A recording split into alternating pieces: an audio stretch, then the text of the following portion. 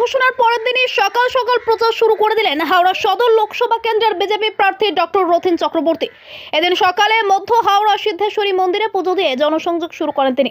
দলীয় পতাকা নিয়ে বাইকে চেপে শতাধিক কর্মীদের সঙ্গে করে এলাকায় ঘোরেন ও একাধিক মন্দিরে পুজো দেন। সঙ্গে ছিলেন হাওড়ার সদর বিজেপি সভাপতি রামপ্রসাদ ভট্টাচার্য, রাজ্য বিজেপি নেতা উমেশ রায়, মনোজ পাণ্ডে সহ অন্যান্য নেতৃত্বরা। এই নির্বাচনে জেতার বিষয়ে তিনি 100% আশাবাদী।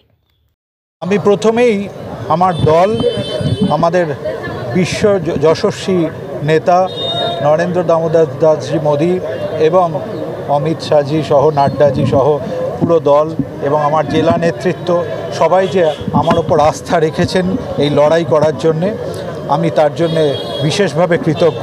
আমি হাওড়ার মানুষের কাছে বিশেষভাবে কৃতজ্ঞ, তারা আমাকে আগেও সেবার সুযোগ দিয়েছেন এবং আমি বিশ্বাস রাখি আগামী দিনে যে আমাদের যশস্বী প্রধানমন্ত্রীর যে লড়াই, অখণ্ড শক্তিশালী ভারত তৈরির জন্যে, ভারতের অর্থনীতিকে চাঙ্গা করার জন্যে, সেই লড়াইয়ে হাওড়ার মানুষ সবাই সামিল হবেন এবং আমরা আশাবাদী যে অনেক ভালোভাবে আমরা জয়ী হয়ে একটা অখণ্ড ভারত গড়াইয়ের লড়াইয়ে আমরা সামিল হব। এতদিন ধরে এই আসন একেবারেই বলা যায় যে তৃণমূলের দখলে, গত বছরে 100 বেশি ভোটে লিড ছিল।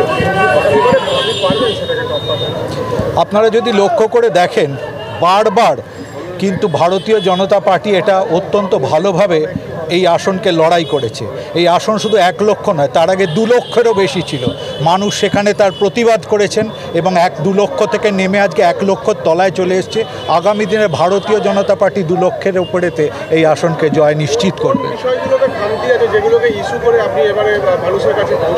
হাওড়া তো সম্পূর্ণভাবেই বঞ্চিত, অবহেলিত। নবান্ন থাকার জন্য হাওড়ার মানুষের জন্য কিচ্ছু করা হয়নি। এখানে নির্বাচনকে বন্ধ রাখা হয়েছে, এখানে না পুরো পরিষেবা পেয়েছে, এখানেতে আমাদের হাজার হাজার কাজকে বন্ধ রাখা হয়েছে। কলকাতার পাশে থাকা সত্ত্বেও হাওড়া সবথেকে বেশি বঞ্চিত। আমরা কেন্দ্রীয় সরকারের কাছে আবেদন করব, পরবর্তী সময় যে শক্তিশালী ভারত তৈরি হচ্ছে তার পাশাপাশি এই হাওড়ার শিল্পায়ন থেকে শুরু করে মেট্রো রেলের সম্প্রসারণ এবং হাওড়া যাতে মেগা সিটিতে পরিণত হয়, সমস্ত কিছুই কেন্দ্রীয় সরকার দূষণমুক্ত হাওড়া আমরা তৈরি করব। আপনি মূলত কোন বিষয়টা জোর দেবেন? অবশ্যই হাওড়া শিল্পায়ন হচ্ছে সবথেকে বড় কথা। মেগা সিটি তৈরি হাওড়ার একটা বড় বিষয় এবং কেন্দ্রীয় যে রেলের প্রকল্পগুলো যেগুলো বাকি রয়েছে, ফ্লাইওভার তৈরি, মেট্রোর সম্প্রসারণ, সমস্ত কাজগুলোকে আমাদের অগ্রাধিকারে থাকবে। আপনি তো একটা সময় হাওড়ার মেয়র ছিলেন, আপনি যথেষ্ট তখন কাজ করেছেন, তারপরে আপনি এই মুহূর্তে বিজেপিতে আছেন। মানুষ কেন আপনাকে বেছে নেবে বলে মনে হয়? মানুষ বিশ্বাস করে আমাদেরকে, আর আগেও বিশ্বাস করেছেন, দেখেছেন আমাদের রাজনৈতিক ক্রেডিবিলিটিকে এবং আমরা মনে করি আগামী দিনেও যে শক্তিশালী ভারত গড়ার ক্ষেত্রে নরেন্দ্র মোদীর যে ভাবনা, সেই ভাবনাকে রূপায়ণ করতে মানুষ আমাদেরকে সাথে নেবে এবং এগিয়ে নিয়ে যাবে। জেতার বিষয়ে কতটা আশাবাদী?